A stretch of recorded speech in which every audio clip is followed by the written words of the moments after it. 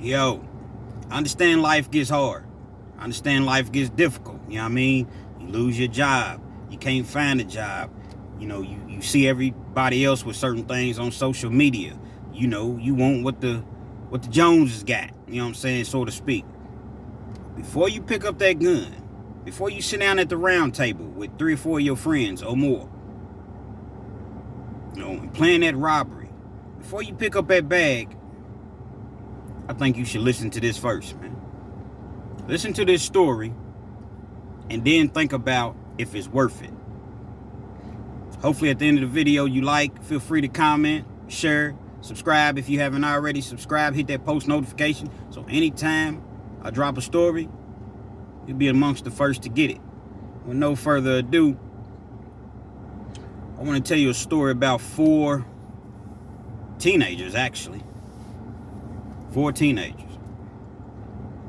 A lot of times, man, we see things in life and things appear to be a certain way, but it's really not that way.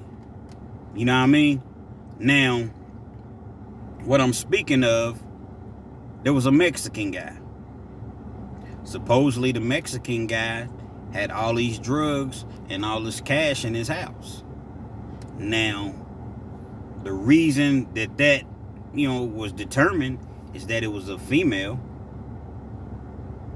a young female that knew the Mexican guy. I don't really know to what extent, they were involved, but she alerted 3 of her friends that, hey, actually, it's 5 people. It was 4 of her friends.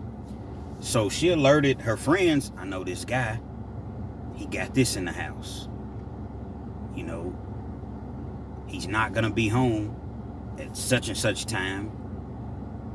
And we can, you all can go in and get it and we split it. So she tells her friends, and we've all been there before. Hey, I know, rather we've acted on it or whatever. Hey, I know we can come up. I know we can hit a lick at. So keep in mind, these are teenagers. So, they were all over 18 pretty much.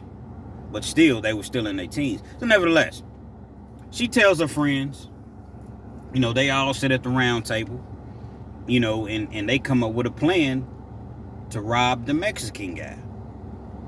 Now, supposedly, the Mexican guy wasn't even going to be at home. She assured them that this Mexican guy wouldn't be there. And nobody else was ever there when he wasn't there. Now, when they're devising this plan, the whole thing was this. Nobody supposed to get hurt. Matter of fact, we're not even taking any guns. We're going to take a fake gun. Just in case, but we're going to take a fake gun. I didn't necessarily understand that, but I know these are teenagers. Because if nobody's going to be there, why take a fake gun? You know what I'm saying? But nevertheless, they had a fake gun. Not to mention, these were apartment complexes. This wasn't even a house. So just imagine apartment complexes. You got 4 apartments upstairs, 4 in the middle, and 4 downstairs. Y'all robbing the top unit, which is 3 other apartment complexes around. So the girl, she gives the information. She gives the information, but she stays away from it. Another person was the driver. All she did was just drive. She dropped the guys off around the corner. They went in. When they got to the door, they kicked the door in. Boom! Kicked the door in. Lo and behold, when they go inside, the Mexican is actually there. The same Mexican that they said, and the only reason I'm referring to him as a Mexican because I don't know his name, no offense, it was a Mexican guy, So, the guy is actually there. So they kicked the door in. Boom. When they kicked the door in, the Mexican guy shoots one of them. It's like he was ready, like waiting. He shoots one of them. Pow. When he shoots one of them, another one of the guys that was with him, remember it was 3 of them, another one of the guys pulls out a gun and gets to firing. He shoots the Mexican dude several times. So from what I understand, the other ones are looking around at him like, what are you doing? We weren't even supposed to have a gun. The guy felt like this, man, anytime I do something high risk like that, I'm not going in without a weapon. So he shoots the Mexican dude, kills the Mexican dude. They don't get anything. They don't have time to really look around as far as find the money and the drugs that they came in for, because it's been shots fired. They're in an apartment complex, and one of them has been hit. Now, he didn't, he was still able to move around and run around. I think he got hit like in the shoulder. So they leave the scene. Well, panic sets in. Like I said, these are teenagers. Panic sets in. Somehow the police realized who was involved. They always do. Don't really know as far as how. I think maybe somebody identified the getaway car, something like that. So the police found out who was involved. And of course, it was a domino effect, man. Everybody, told on each other, whatever. What was so crazy about this whole situation is that even though one of the people that went in to rob the place, even though he got shot, everybody still got charged with first-degree assault, even though he was the one that got shot. It was wild, but that was the first-degree assault was the least of their worries. They got a murder on their hands, a planned murder robbery in the police eyes. See, it's not a defense for you youngsters or you people that's out there and you think that you can just do something to someone, rob someone, and you happen to hurt them or kill them during the commission of a crime. That's a capital offense. And in some places, you'd be eligible for the death penalty. It's not a defense to say, well, nobody was supposed to be hurt, or we didn't know that our co-defendant had a gun. It doesn't matter. You're going to be held responsible, just as responsible as the person that does the shooting. Even the driver.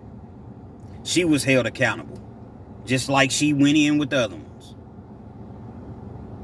So now all of them is charged with first-degree murder, robbery, and they're facing the death penalty. Teenagers. I think the person that ended up planning it, of course, she got the least amount of time. I think she still got 10, 12 years.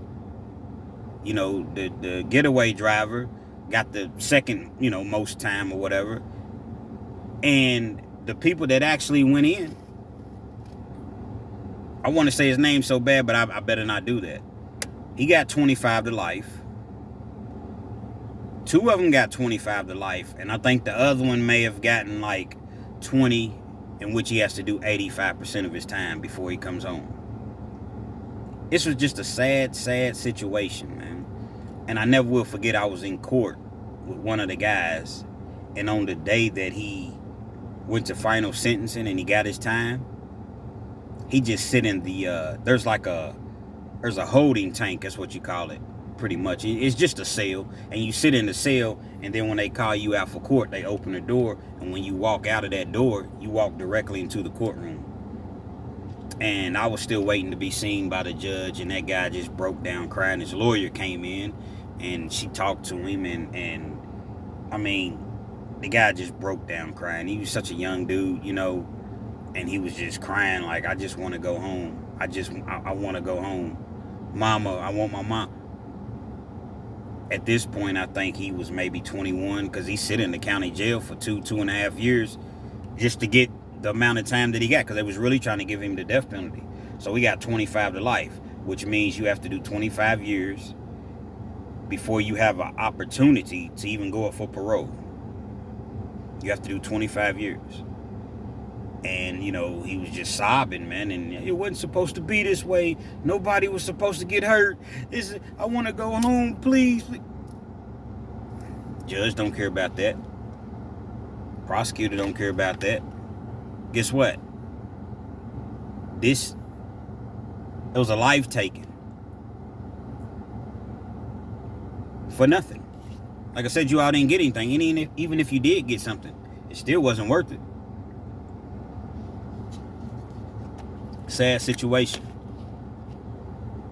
So like I said, no matter how bad it gets in life, guess what? It's going to get 100 times worse while incarcerated. His situation took place maybe about 10 years ago. So he still has a good, 15 years at least before he has a chance of going up for parole. And when he goes up for parole, there's no guarantee. The parole board, they're going to look at it and say, it was a life taken.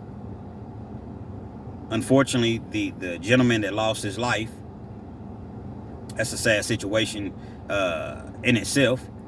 His family's probably going to contact the parole board anytime that this guy's scheduled to go up for parole and contest him getting out. He may never see the streets again. And if he does, he's probably going to be so old, he's not a threat anymore. That's kind of how the parole board, from what I understand, looks at it. Sad, man. All over what? What was supposed to be a few $1,000s? And some drugs? Ain't like the man had 40 keys in there. $500,000-$600,000. And even that, still not worth taking somebody's life. Hopefully, like I said, no matter if you're in a situation now, it can get better, man. But turning to crime, it's only going to get worse. If you don't have a job, keep looking.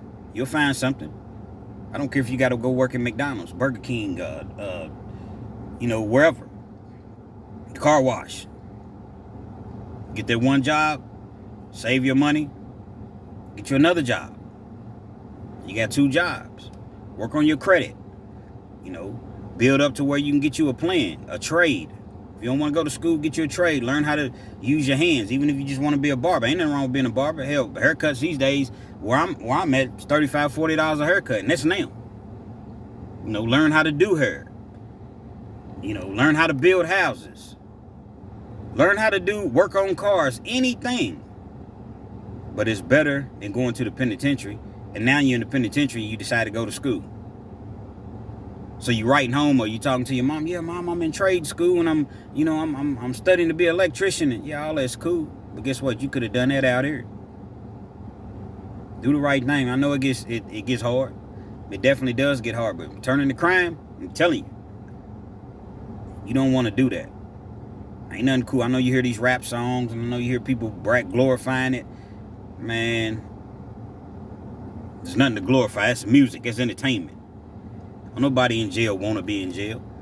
And I will guarantee you that 9 out of 10 people, probably more than that, if they had an opportunity to do whatever, to get out of jail right now, they're going to do it. They're going to do it. You can talk it. You can say it all day long. You got an opportunity to get out of jail right now. All you got to do is this. You're going to do it. Stay off the drugs. Stay out of them streets. And do the right thing, man. Real Kens TV. Hopefully, like I said, you like, comment, share, subscribe if you're not already a subscriber. Post notification. So the next time I drop a story, you right on it. You know what I'm saying? If you know somebody that's going through some things, if you know somebody that's not going through some things, man, you show them this video, man. And you think about those 5 individuals. They got all that time. Maybe a couple of them are out by now. But I know for sure 3 of them won't be getting out anytime soon. They were teenagers. Real Kens TV. Till next time.